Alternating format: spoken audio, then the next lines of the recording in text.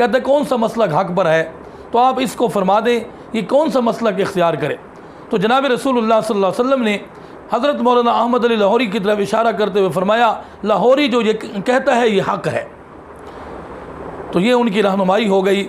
इसलिए मेरे भाई, अगर आप ये समझते हैं कि आपको मसलक हक़ मिल जाए, आपको हिदायत का रास्ता मिल जाए, उस पर आप फ़िक्र करें, मेहनत करें, रात दिन अल्लाह से मांगें। फ़र्ज़ नमाज़ों के बाद दुआ कबूल होती है, दुआ मांगे, तहज्जुद के टाइम मांगे, अल्लाह ताला उसमें रहनुमाई फरमाएंगे और आपके अक़ीदे की इस्लाह हो जाएगी। अपनी मर्ज़ी के साथ जो हमारा जो है अक़ल भी कमज़ोर हो गया है और हम दुनिया में लगे हुए हैं, दीन से हम दूर हैं, और हम अपनी तरफ से कोई फ़ैसला कर लें कि फ़लाँ आदमी जो ये कहता है ना मैं देवबंदी हूँ ना बरेलवी हूँ, ये बंदा हक़ पर है, इसके पीछे चल जाऊँ, ये गुमराही वाली बात है।